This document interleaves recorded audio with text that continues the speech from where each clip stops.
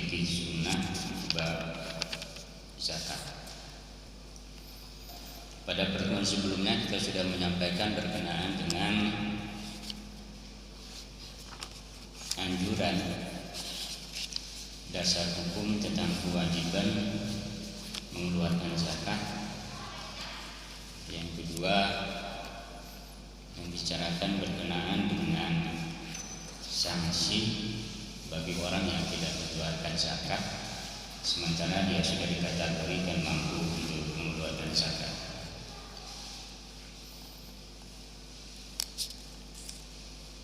Kita ingin melanjutkan berkenaan dengan kadar zakat yang wajib dikeluarkan.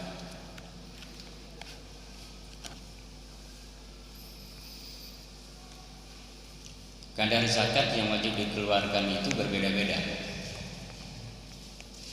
Jadi tergantung pada barang yang mesti dizakati. Yang lalu sudah kita sampaikan, harta yang wajib dizakatkan itu yang pertama adalah binatang ternak. Binatang ternak mulai dari kambing atau domba, kemudian sapi, unta.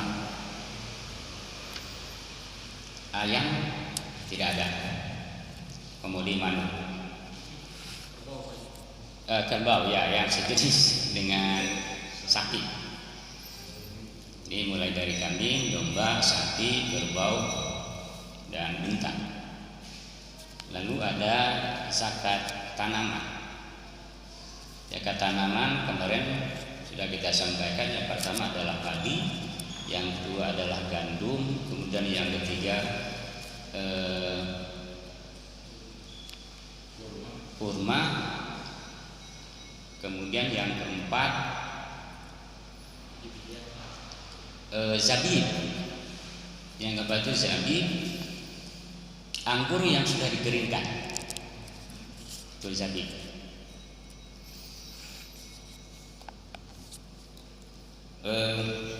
Lalu ada juga sebagai pengembangan dari zakat itu disebut dengan zakat mal. Zakat mal. Nah, zakat mal itu diantaranya adalah zakat perniagaan, hasil perniagaan. Kemudian yang kedua adalah zakat perhiasan.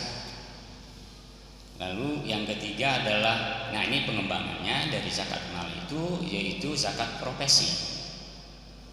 Zakat profesi itu bagi pegawai tetap yang dia memiliki gaji dan kumulatif gajinya itu dalam 1 tahun itu sudah masuk nisab.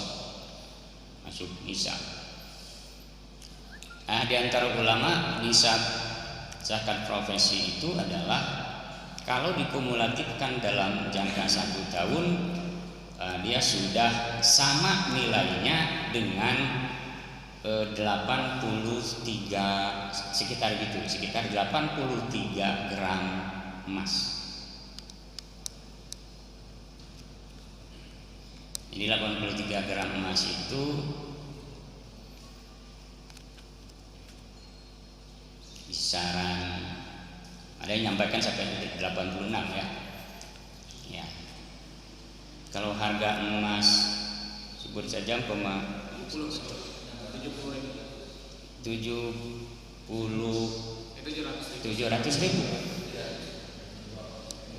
berarti 8 kali 7 56, 500, kisaran dari 560 juta sampai 600 juta.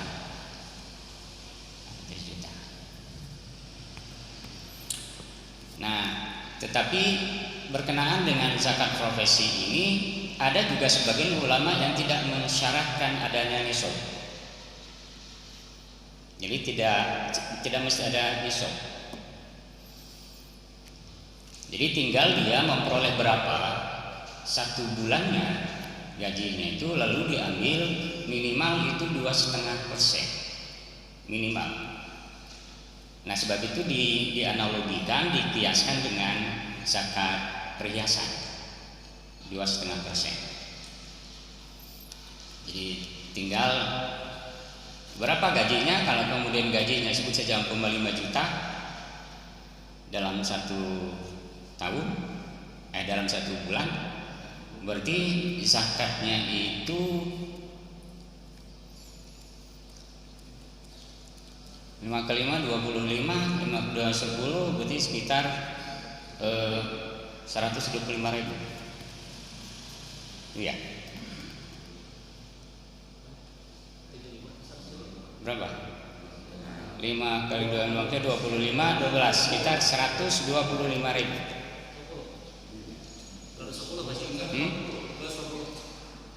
250. 2,5% dari 5 juta terus 5 kali 5 25, 5 kali 2 10, tambah 2 12, 125.000. Cuma main kalkulator aja sih, ini buat berapa, agak bingung hitungnya. Jadi 125.000. 125 itu sangat ringan. Sangat ringan. Dari jumlah 5 juta. Dari jumlah 5 juta. Ya, untuk beli bakso lah ya seminggu. 125.000. Tapi bisa juga dikumulatifkan dalam 1 tahun. Dikumulatifkan dalam 1 tahun. Jadi itu berkenaan dengan tenis bisa per bulan. Gitu. Ada yang dikumulatifkan dalam 1 tahun. Ya, tinggal berarti kalau setahun 600 juta, 60 juta ya. Oke, 60 juta lalu dikali 2,5. Ya sekitar segitu. Sejuta berapa? 1.500.000 1 tahun.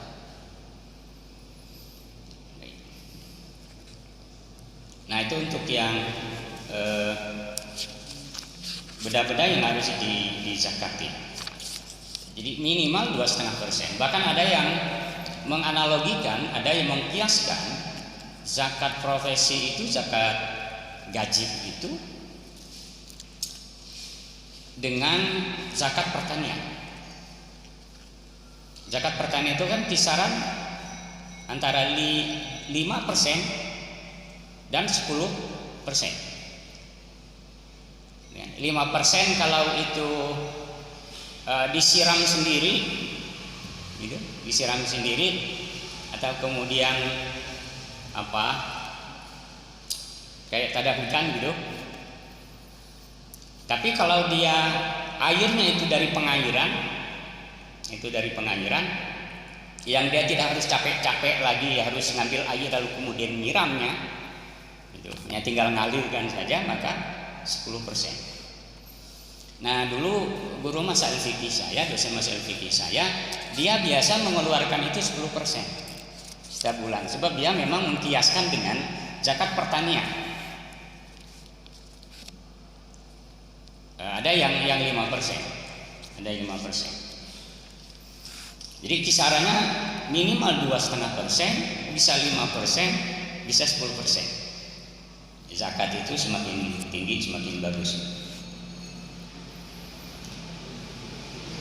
Oke, itu yang sudah kita bicarakan pada pertemuan sebelumnya.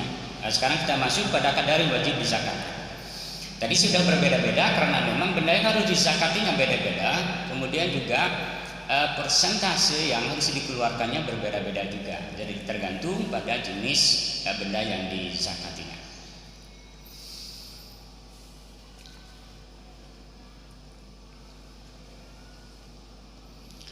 Yang pertama, kadar atau jumlah yang wajib dikeluarkan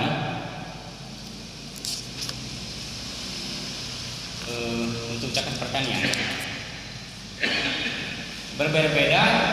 Nanti melihat kepada cara mengairinya, mana yang diairi tanpa menggunakan alat, misalnya diairi secara gampang, maka kadarnya adalah 1/10 dari hasil. 1/10. Dan jika diairi dan menggunakan alat atau dengan air yang dibeli, maka kadarnya 1/20. Jadi 5%, 5% kalau dia diairi dari pengairan, maka zakatnya itu 10%. Tapi kalau menggunakan alat, gitu, apalagi kudu ditanggung jauh lagi bari nanjak, gitu, maka zakatnya hanya 5%. Diterima dari Muaz radhiyallahu anhu bahwa Nabi SAW bersabda, "Fi ma saqati sama wal ba'du wasailul usyur wa fi ma suqiya bin nadhi nisful usyur." Pada tanaman yang diairi oleh hujan dari mata air dan aliran sungai, zakatnya 1/10. Dan yang diairi dengan alat penyiram itu 1/20. Ini hadisnya. Itu diriwayatkan oleh Baihaqi, Hakim, dan keduanya mensahihkan hadis ini. Yang kedua dari Ibnu Umar radhiyallahu anhu bahwa Nabi SAW bersabda, "Fima saqati sama'u wal uyun wa kana asyariyan al-usyur wa fima suqiya bin nadhi nisful usyur." Jadi sama, tapi redaksi yang berbeda dari riwayat yang berbeda. Tanaman-tanaman yang diairi oleh hujan dan mata air atau air yang datang sendiri, zakatnya 1/10, dan yang diairi dengan alat penyiram itu 1/20.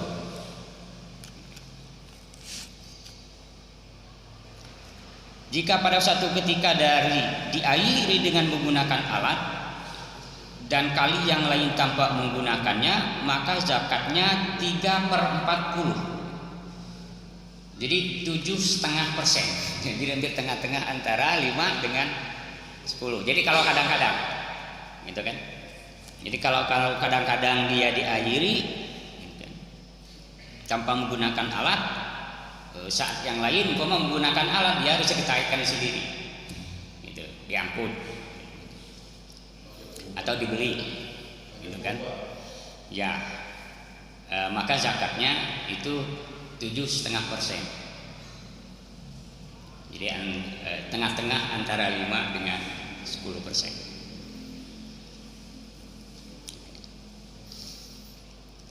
Oke, kita ingin sampaikan beberapa pandangan para imam. Menurut Ibnu Qudamah, kata beliau, setahu kami dalam hal ini tidak ada pertikaian. Itu kan berkenaan dengan tadi yang 5%, 10%. Lalu kalau umpama kadang diairi sendiri, kadang datang sendiri airnya, maka 7,5%. Itu sudah tidak ada pertikaian. Itu sudah tidak ada lagi perbedaan pendapat. Jika salah satu lebih banyak dari yang lain, maka yang sedikit mengikuti pada yang banyak. Jadi kalau kemudian ada yang berbeda pendapat, tinggal lihat jumlah. Yang sedikit itu mengikuti jumlah yang lebih banyak. Demikian menurut Abu Hanifah, Imam Abu Hanifah, kemudian Imam Ahmad, As-Sawri, dan salah satu pendapat Imam Syafi'i. Jadi relatif sepakat sebagian besar para imam. Mengenai ongkos-ongkos seperti memotong, memikul, dan mengirik, menampi, ongkos gudang dan lain-lain, hendaklah diambil dari harta si pemilik semata dan tidak sedikit pun telah diperhitungkan dari harta zakat. Jadi kalau ongkos-ongkos umpama mulai dari nyangkulnya, lalu diburukeun ka batur, kemudian menuainya, kemudian menggilingnya, dan seterusnya, maka itu harus dibayar sendiri oleh si pemilik itu dan tidak boleh mengambil dari kadar zakat yang harus dikeluarkan itu. Tidak boleh mengambil dari yang 5% atau yang 10% atau 7,5% tadi. Itu yang 5, 7,5 dan 10 itu yang murni yang harus dizakatkan di luar dari pembiayaan tadi itu. Jadi pembiayaan itu semuanya itu menjadi risiko si pemilik lahan. Jadi jangan dihitung. Tetapi mazhab Ibnu Abbas dan Ibnu Umar diperhitungkan ongkos-ongkos yang dipinjamnya buat menanam dan mengetam. Nah, ini beda satu mazhab. Mazhab Ibnu Abbas dan Ibnu Umar. Katanya diperhitungkan ongkos yang dipinjamnya buat menanam dan mengetam. Oke, diterima dari Jabir bin Zaid pendapat Ibnu Abbas dan Ibnu Umar mengenai seorang laki-laki yang meminjam uang buat keperluan mengetam dan beliau dan belanja keluarganya. Menurut Ibnu Umar hendaklah biaya hutangnya lebih dulu, dibayarnya hutangnya lebih dulu, kemudian baru disakatkannya sisanya. Nah, kalau ini kan berkenaan dengan hutang persoalannya. Jadi kalau kemudian pembiayaan itu dari hasil pinjam, dari hasil pinjam, apakah dalam bentuk perorangan atau juga dari perusahaan, bahwa ketika udah sekarang ada perusahaan yang memberikan pinjaman, gitu kan, untuk benih, untuk pupuk, gitu kan, untuk yang mengolah dan seterusnya, maka menurut pendapat dari Ibnu Abbas dan Ibnu Umar, maka dia harus dikeluarkan dulu, dipisahkan dulu, itu hutang itu dibayarkan dulu, baru dihitung nanti sisa dari hasil dari bayar hutang tadi itu. Ya, jadi zakatnya diambil dari setelah membayar hutang dan pinjaman. Dan menurut Ibnu Abbas hendaklah dibayarnya dulu hutang yang diperbuatnya buat keperluan mengetam, baru disakatkannya mana yang tinggal. Jadi sisanya tinggal dibayarkan. Okay.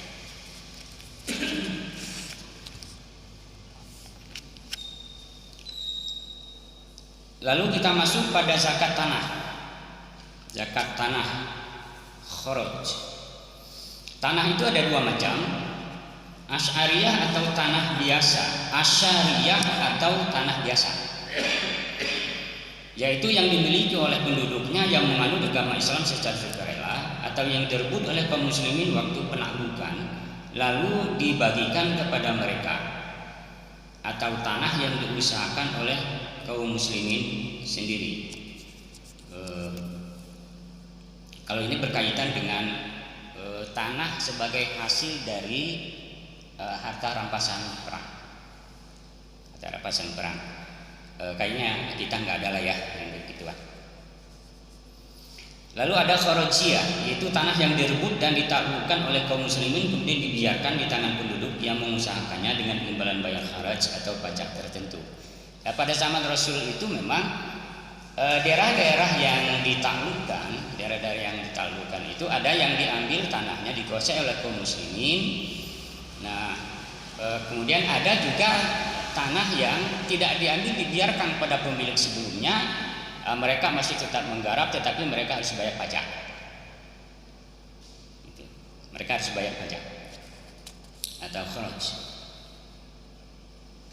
Tapi pentingnya ini mah, sebab konteks Indonesia enggak ada.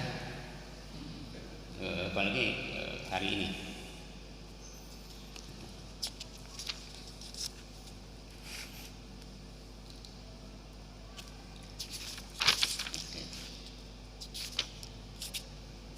Zakat dari tanah sewa. Nah, kalau nyewa tanah mungkin. Oke, zakat dari hasil tanah sewa. Jumhur ulama berpendapat bahwa orang yang menyewa tanah dan menggarapnya berkewajiban memikul zakat. Jadi bukan pemilik tanah. Tetapi menurut Abu Hanifah, zakat menjadi kewajiban pemilik tanah. Nah, berkenaan dengan tanah sewa, ini ada dua pendapat. Sebagian ulama menyebutkan bahwa yang membayarkan zakat tanah yang disewa itu dari yang menyewa tanah.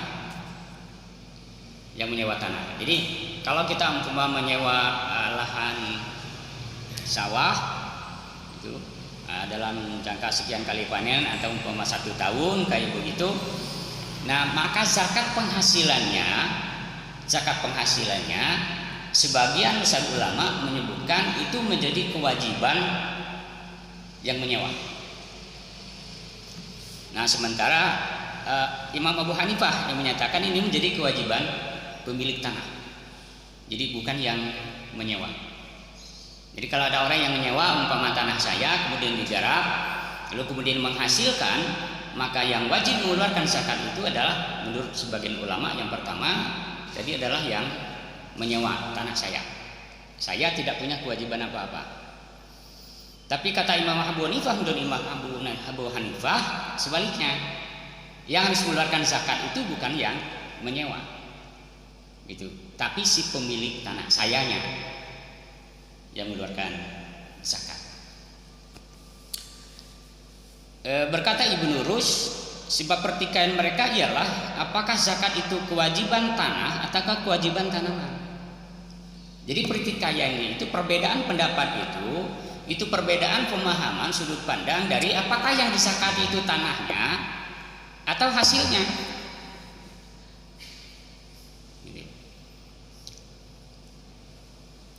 Dan karena menurut pandangan mereka, ia adalah kewajiban bagi salah satu di antara keduanya. Nah, timbul pertikaian manakah di antara kedua itu yang lebih layak untuk sumber zakat. Yakni bila tanaman dan tanah yang dimiliki oleh orang seorang berada dalam satu tangan, maka jumhur berpendapat ialah apa yang wajib padanya zakat, yaitu benih. Sementara Abu Hanifah, apa yang menjadi sumber hukum wajib, yaitu tanah. Dari situ sumber perbedaannya. Nah, menurut jumhur yang menjadi ketentuan, yang menjadi dasar dari kewajiban zakat itu adalah benih. Yang ditanamannya itu, tanamannya itu. Nah, sementara Imam Abu Hanifah itu kan melihatnya dari sudut pandang tanahnya, sumbernya, gitu, dari sumbernya. Sebab mungkin logika Imam Abu Hanifah udah mulai hasil kalau nggak ada tanahnya, gitu.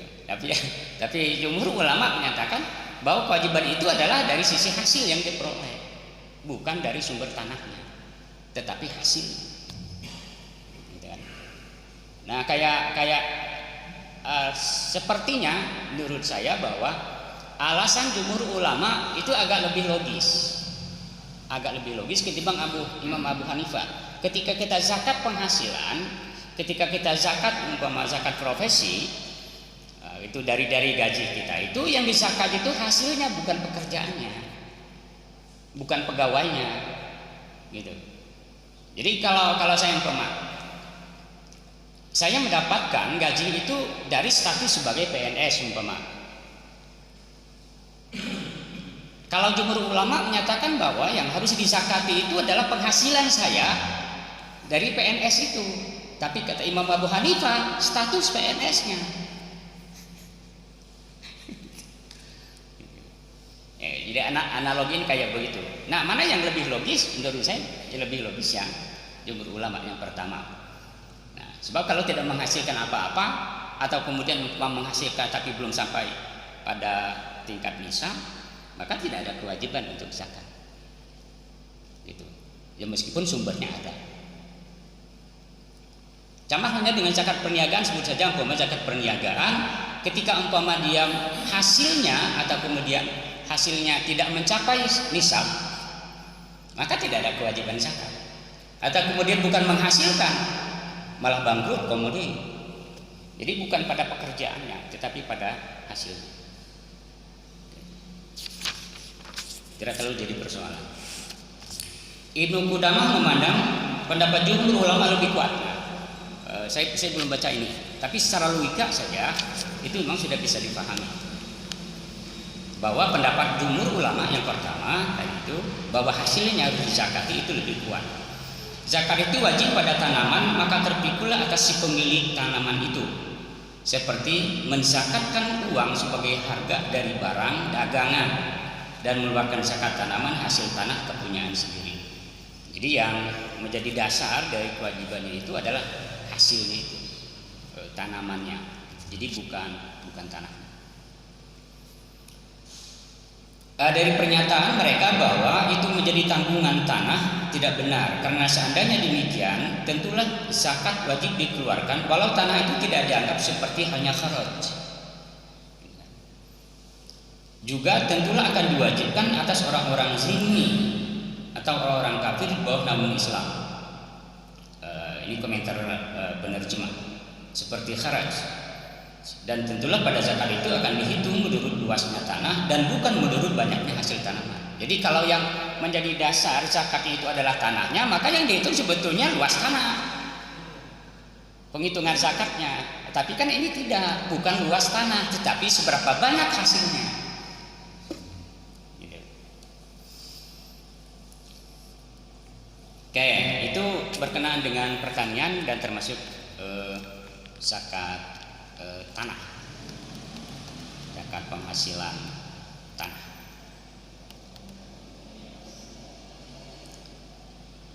Ada yang perlu direspon, ditanyakan? Maka sebelum kita lanjut. Salam.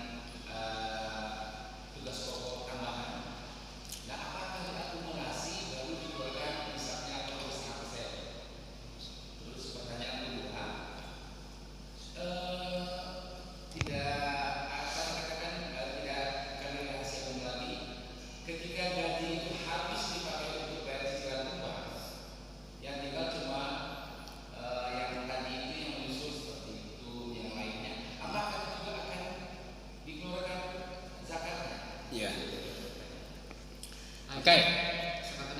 Oh iya, enggak. Bismillahirrahmanirrahim. Terkait zakat profesi tadi hampir sami tadi saran Pak Helmi. Saya di Al-Ghifari itu karyawan itu 360 orang. Dari mulai pendidikan dasar sampai menengah. Dengan gaji total kurang lebih 700 juta per bulan. Pada awalnya yayasan memutuskan untuk zakat profesi yang 2,5% itu dipotong langsung oleh yayasan. Jadi kurang lebih 17,5 juta per bulan. Dan itu diperuntukkan untuk karena setiap lembaga, setiap unit di Yayasan Al-Ghifari itu 10% ada jatah untuk yatim duafa dan tidak mampu. Diperuntukkan untuk itu yang 17,5 juta. Namun belakangan ini ada beberapa karyawan yang merasa tidak puas, mungkin kurang setuju dengan kebijakan yayasan bahwa yang 2,5% itu untuk mereka. Mereka itu di dalamnya ada siswa, ada mahasiswa dan lain sebagainya. Sehingga sebagian karyawan yang merasa keberatan itu beralasan dengan yang 2,5% itu lebih baik saya prioritaskan untuk keluarga terdekat, saudara terdekat yang tidak mampu, daripada yang 2,5% itu dikasihkan kepada orang lain. Sehingga kebijakan itu yang 2,5% dari hampir 360 karyawan Al-Ghifari itu terbagi dua, ada yang dipotong sama yayasan, ada yang tidak mau dipotong dengan alasan tadi saya mah lebih baik ngebantu tetangga keluarga sendiri daripada ngebantu orang lain. Baiknya dengan kasus itu menurut pandangan Pak Haji kaitan dengan zakat profesi ini, apakah memang lebih baik diperuntukkan untuk mereka yang 10% yatim piatu apa yang dikelola oleh Al-Ghifari, atau lebih baik mereka dengan alasan tadi saya lebih baik mengutamakan keluarga atau saudara yang tidak mampu daripada zakat itu diberikan kepada orang lain. Kita baca. Oke, baik. Yang pertama dari Pak Helmi berkenaan dengan yang harus dizakatinya itu gaji pokok atau juga yang disisiti gigirnya. Yang disebut dengan penghasilan itu adalah seluruh kumulatif dari berbagai sumber. Jadi tidak hanya gaji pokok, dari tungnya, dari tunjangannya, dari remonnya, gitu. Jadi tinggal dikumulatifkan tinggal kumulatifkan, maka diambil 2,5% minimal.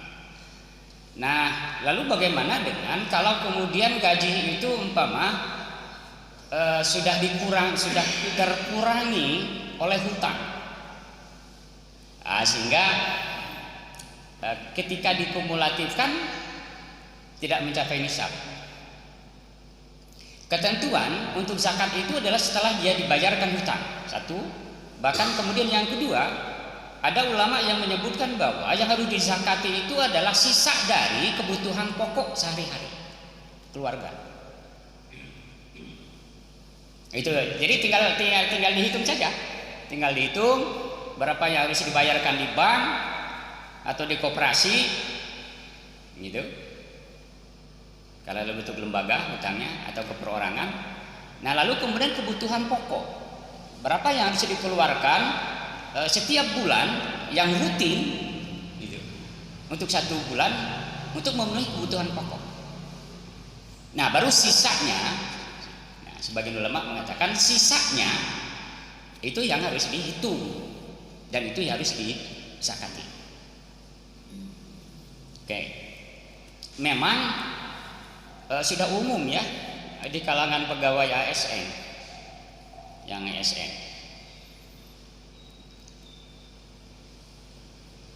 Coba saya tidak lengkap kalau tidak punya hutang. Daya mbah hutangnya sedikit warga hutang teh menghindari diri untuk tidak berhutang sebab era malu, kan? Meski tidak ada sebagai aib kubro gitu ya. Katanya kalau kita punya hutang itu seperti apa ya, orang menjadi tidak bebas, tidak malu kalau ketemu.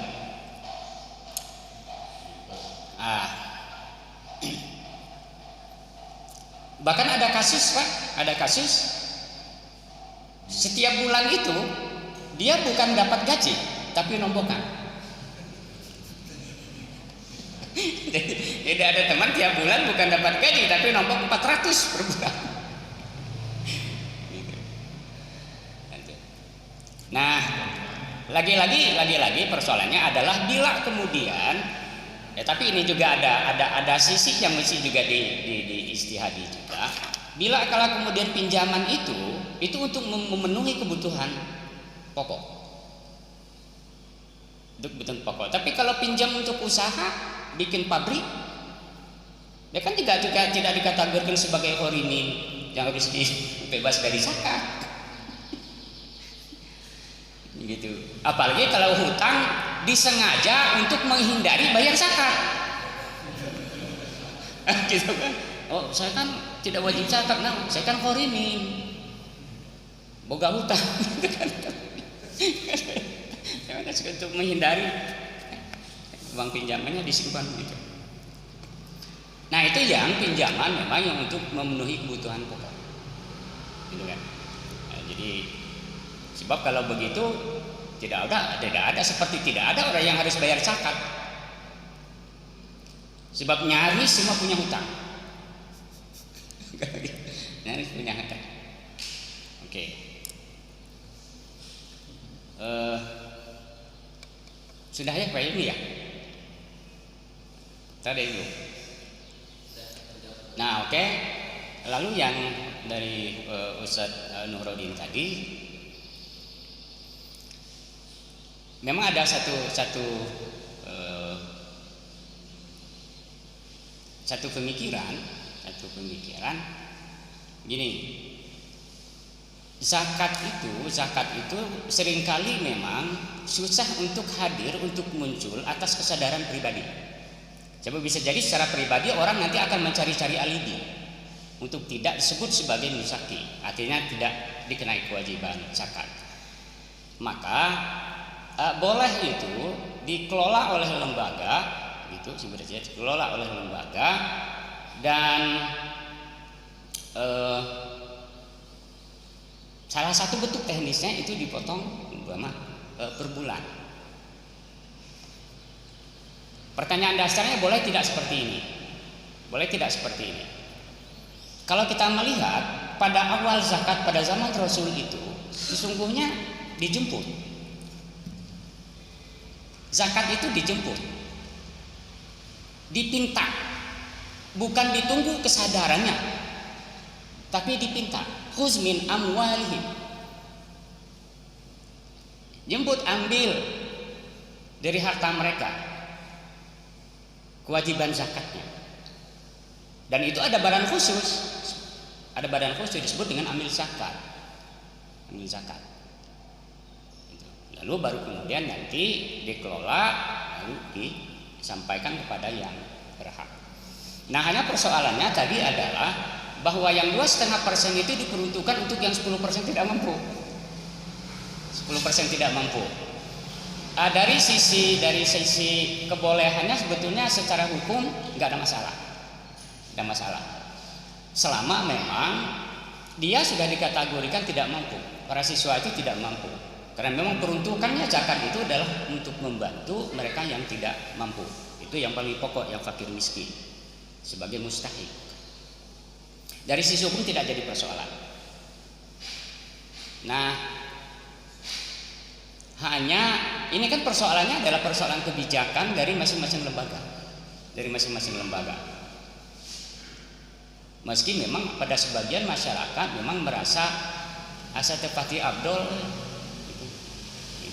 Abdulnya kalau kemudian saya sendiri yang mengeluarkan, kemudian untuk masyarakat yang tidak mampu di sekitar dia. Sebetulnya menurut saya bisa diambil solusi sih, dan sebab dua-duanya juga menjadi bagus dan kedua-duanya adalah sah. Nah, kalau kemudian hanya sedikit kan, hanya 2,5% itu hanya sedikit untuk membantu mereka untuk melanjutkan pendidikan.